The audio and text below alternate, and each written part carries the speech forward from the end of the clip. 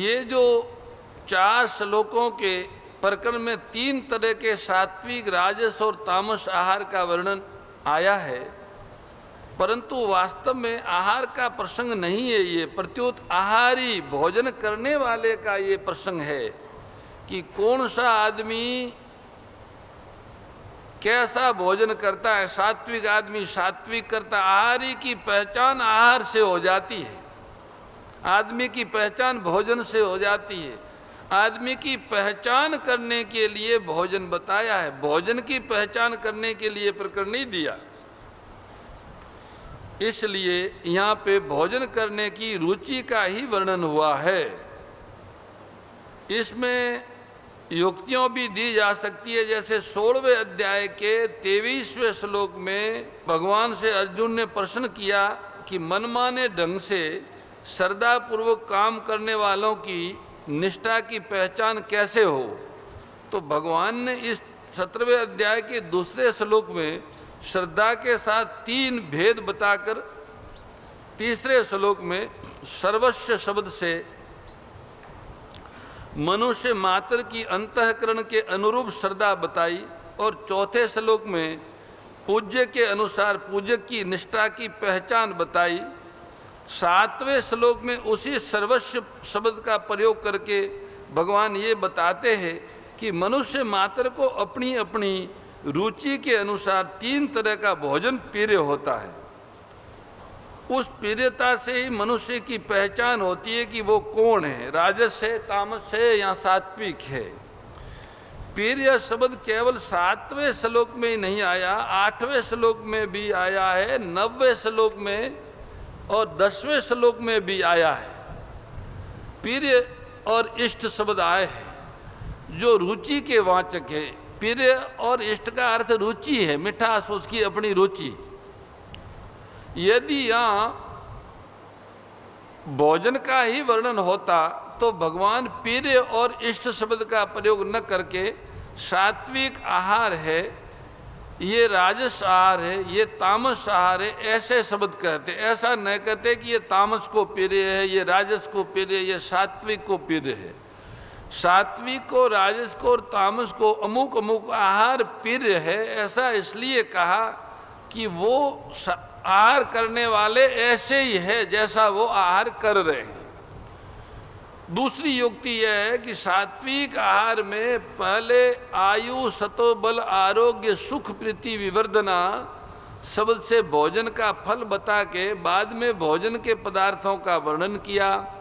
कारण कि सात्विक मनुष्य भोजन करने आदि किसी भी कार्य में विचार पूर्वक प्रवृत्त होता है, तो उसकी दृष्टि सबसे पहले उसके परिणाम पर जाती है। रागी होने से राजस मनुष्य की दृष्टि सबसे पहले भोजन पर जाती है। इसलिए राजस आहार के वर्णन में पहले भोजन के पदार्थों का वर्णन करके बाद में उसका फल बताया है। सात्विक आहार में पहले फल बताया और बाद में सात्विक आहार बताया। राजस आहार में पहले राजस आहार बताया और फिर उस आहार का फल दुख, शोक और ये भय बताया, रोग बताया। राजस मनुष्य अगर आरंभ में ही भोजन के परिणाम पर विचार करेगा तो फिर उसे राजस भोजन करने से हिचकिचाहट होगी, क्योंकि परिणाम में मुझे दुख, शोक और रोग हो जाए ऐसा कोई मनुष्य नहीं चाहता। परंतु रोग होने के कारण राजस पुरुष परिणाम पर विचार करता ही नहीं, क्योंकि उनके अंदर पहले से ही राग रूपी पदार्थों के प्रति जो राग है वो रोग पहले से ही बैठा हुआ है। सात्विक भोजन का फल पहले और राजस भोजन का फल पीछे बताया, परंतु तामस भोजन का फल बताया ही नहीं। कारण कि मूढ़ता के होने के कारण तामस मनुष्य भोजन और उसके परिणाम पर विचार करता ही नहीं है। भोजन न्याय युक्त है या नहीं, उसमें हमारा अधिकार है या नहीं, शास्त्र की आज्ञा है या नहीं, परिणाम में हमारे मन बुद्धि के बल को बढ़ाने में हेतु है या नहीं, इन बातों का कुछ भी विचार न करके तामस मनुष्य पशु की तरह खाने में प्रवृत्त होता है। सात्विक भोजन करने वाला देवी संपत्ति वाला होता है। राजस तथा तामस भोजन करने वाला आसुरी संपत्ति वाला होता है। भगवान ने इस तरह से आहार की शुद्धि के बारे में या आहार का वर्णन करके आहार की विधि का और उसके लिए कर्मों की शुद्धि अशुद्धि का वर्णन करते, जैसे कहते कि भाई शुद्ध कमाई के पैसों से अनाज पवित्र खाद्य पदार्थ खरीदे जाए, रसोई में चौका देकर स्वस्थ वस्त्र पहनकर पवित्रता पूर्वक भोजन बनाया जाए, भोजन को भगवान के अर्पण किया जाए और भगवान का चिंतन तथा उनके नाम का जप करते हुए प्रसाद बुद्धि से भोजन ग्रहण किया जाए। ऐसा भोजन सात्विक होता है। स्वार्थ और अभिमान की मुख्यता को लेकर सत्य असत्य का कोई विचार न करते हुए पैसे कमाए जाए, स्वाद और शरीर की पुष्टि भोग भोगने की सामर्थ्य बढ़ाने आदि का उद्देश्य रखकर भोजन के पदार्थ खरीदे जाए और जीवा को स्वादिष्ट लगे, दिखने में सुंदर दिखे, इस दृष्टि से और रीति से उनको बनाया जाए और आसक्ति पूर्वक खाया जाए, ऐसा भोजन राजस होता है। झूठ कपट चोरी डकैती धोखेबाजी आदि किसी भी तरह से पैसे कमाए जाए, अशुद्धि शुद्धि का कुछ भी विचार न करके मांस अंडे आदि पदार्थ खरीदे जाए, विधि विधान का कोई ख्याल न करके जूते पहनकर जूते चप्पल पहनकर उसे बनाया जाए, बिना हाथ पैर धोए खाया जाए अशुद्ध वायुमंडल में, ऐसा भोजन तामस होता है। परंतु भगवान ने यहाँ केवल सात्विक राजस और तामस पुरुषों को प्रिय लगने वाले खाद्य पदार्थों का वर्णन किया, जिससे उनकी रुचि की पहचान हो जाए। इसके सिवाय गीता में जहाँ जहाँ आहार की बात आई है वहाँ वहाँ आहार करने वाले का वर्णन हुआ है। जैसे चौथे अध्याय के 30वें श्लोक में नियमित आहार करने वाले का उन्होंने नाम लिया और छठे अध्याय के 16वें 17वें श्लोक में अधिक खाने वाले और नियत खाने वाले लोगों का नाम लिया। 9वें अध्याय के 27वें श्लोक में भोजन के पदार्थों को भगवान के अर्पण करने वाले का लघवासी ऐसा नाम लिया। तो जहाँ जहाँ गीता में भगवान ने भोजन का वर्णन किया है वहाँ भोजन के लिए भोजन का वर्णन नहीं किया, भोजन कर्ता के स्वरूप को बताने के लिए, उसको सुधारने के लिए, उसकी पहचान करने के लिए भगवान ने इस तरह से भोजन का वर्णन किया है। इसी प्रकार इस अध्याय के भी 7वें श्लोक में भगवान ने यज्ञ तप तथा दानम ये कहकर ये जो मनुष्य यज्ञ तप दान आदि कार्य करते हैं वे भी अपनी अपनी सात्विक राजस अथवा तामस रुचि के अनुसार ही करते हैं। आगे भी इसी अध्याय के श्लोकों में 11वें से 22वें श्लोक तक जो प्रकरण है उसमें भी भगवान यज्ञ तप और दान करने वालों के स्वभावों का वर्णन करेंगे। हम लोग आगे की सत्संग में सुनेंगे। भोजन के लिए कुछ आवश्यक विचार करके नाम संकीर्तन और आरती के साथ आज के सत्संग सत्र को विराम देंगे। उपनिषदों में आता है कि जैसा अन्न होता है वैसा ही मन बन जाता है। अन्नमयम सौम्यम ही मनः, अन्न का असर मन पर पड़ता है। अन्न के सूक्ष्म भाग से ही मन का निर्माण होता है। अतः मन को शुद्ध बनाने के लिए भोजन शुद्ध पवित्र होना चाहिए। भोजन की शुद्धि से मन अंतकरण की शुद्धि होती है। आहार शुद्धो सत्व शुद्धि। जहाँ भोजन करते हैं वहाँ का स्थान वायुमंडल दृश्य तथा जिस पर बैठकर भोजन करते हैं वह आसन भी शुद्ध पवित्र होना चाहिए। भोजन करते समय प्राण जब अन्न ग्रहण करते हैं तब वे शरीर के सभी रोमकूपों से आसपास के परमाणुओं को खींचते ग्रहण करते हैं। अतः वहाँ का स्थान वायुमंडल आदि जैसे होंगे ऐसा प्राण वैसे ही परमाणुओं को ग्रहण करेगा। इसलिए भोजन की जगह भी सात्विक होनी चाहिए, पवित्र होनी चाहिए, पवित्र वाक्य लिखे होने चाहिए, पवित्र चित्र होने चाहिए भोजनालय में। और पवित्र जगह, पवित्र आसन, पवित्र बर्तन होना चाहिए। इस तरह से भोजन बनाने वाले के भाव विचार भी शुद्ध और सात्विक हो। भोजन गुस्से में नहीं बनाना चाहिए, किसी का इधर उधर बातें करते हुए नहीं बनाना चाहिए। आजकल एक हाथ में फ़ोन और फिर फ़ोन रखे फिर रोटी बनावे, ऐसे नहीं बनाना चाहिए। ये तामसी है, ये जूठा हो जाता है। फ़ोन जूठा होता है, बोलते हैं तो उस फ़ोन के हाथ लगा के फिर भोजन के या पदार्थों के हाथ लगाते तो वो जूठा हो जाता है।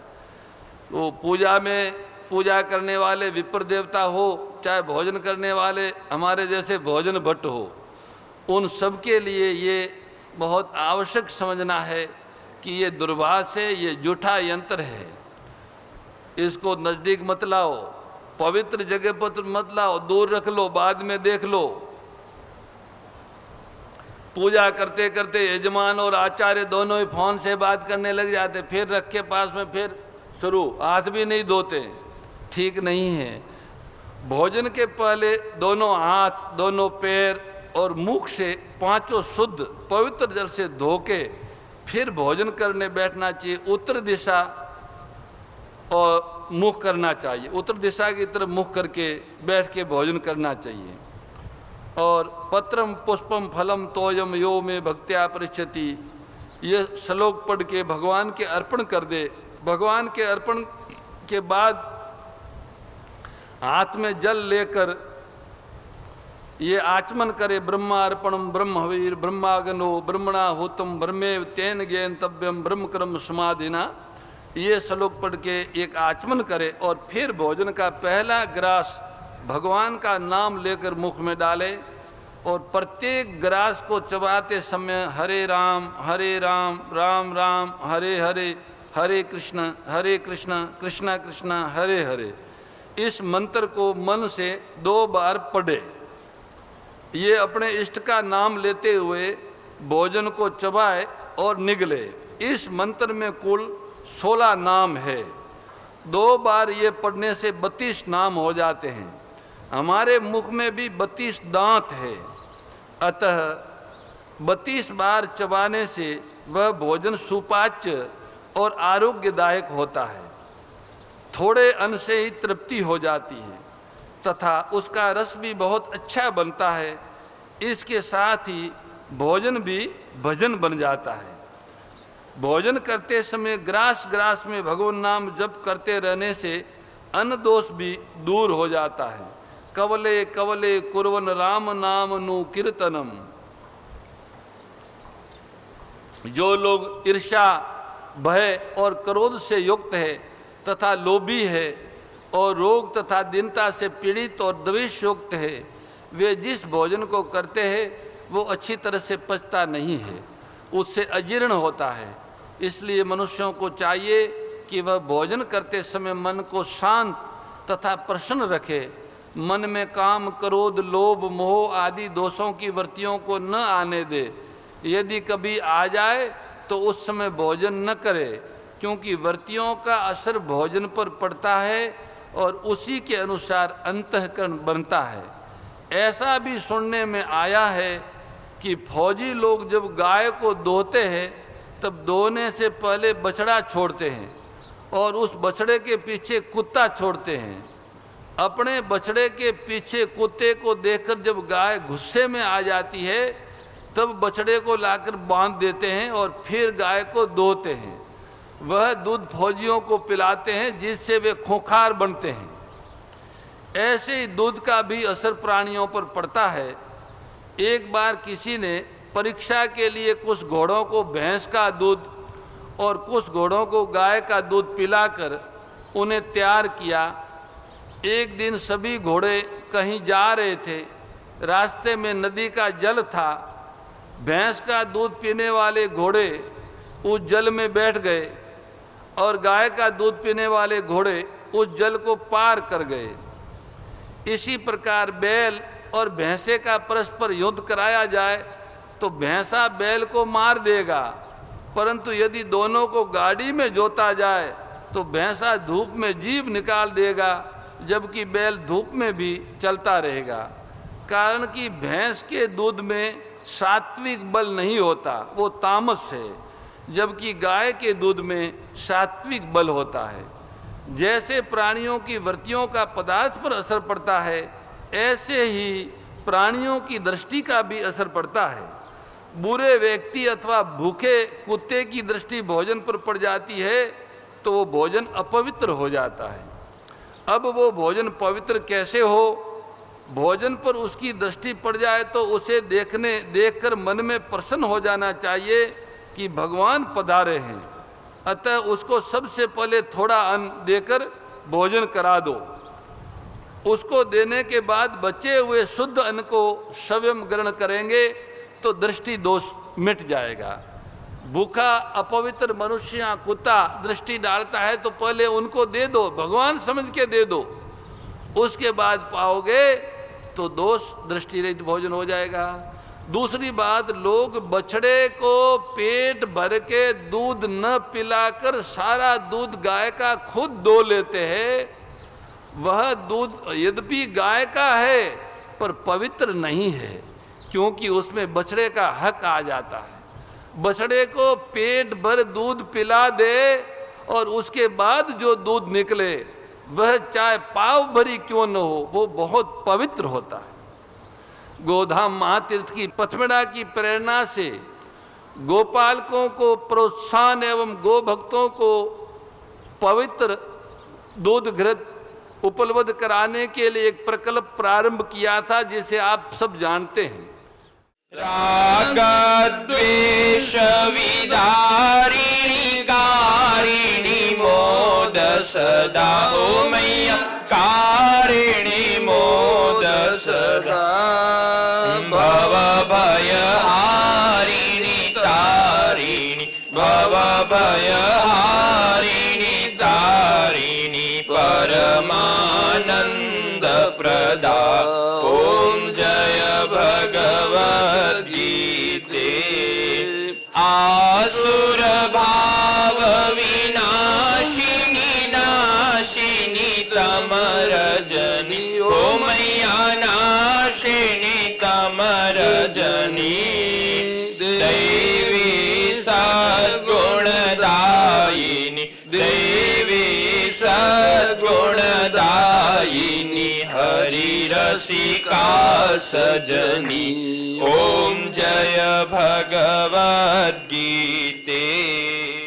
परम श्रद्धेय गौरीशी स्वामी श्री दत्त शरणानंद जी महाराज की प्रेरणा व मार्गदर्शन में विश्व के सबसे बड़े गौ सेवा संस्थान श्री गोधाम महातीर्थ पथमेड़ा द्वारा संरक्षित लाखों बीमार, विकलांग, वृद्ध एवं अशक्त गोवंश वेद लक्षणा गोमाता की सेवा के साथ साथ भारतीय गोवंश का संरक्षण, संपोषण, संवर्धन एवं उनसे प्राप्त पंचगव्यों का परिष्करण व विनियोग करना, घर घर गोपालन, गो अभ्यारण्य, घास चारा उत्पादन हेतु गोचर भूमि का विकास, गोपालन लोक संस्कृति के पुनर्जागरण हेतु वेद लक्षणा गो महिमा का प्रचार प्रसार करना तथा गोपालक किसानों के स्वावलंबन हेतु गो कृषि अन्न एवं गो दुग्धान का गुणवत्ता युक्त बाजार तैयार करना श्री गोधाम महातीर्थ का पावन उद्देश्य है। आप सभी दानदाता श्री गोधाम महातीर्थ पथमेड़ा द्वारा संचालित गो सेवा महाअभियान में बढ़ चढ़कर सहयोग कर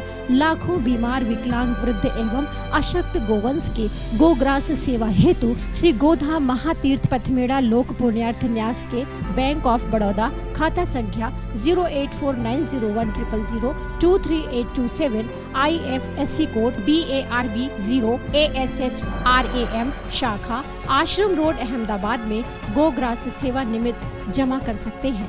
अधिक जानकारी के लिए संपर्क करें 7742093179 7665059999 7073000151।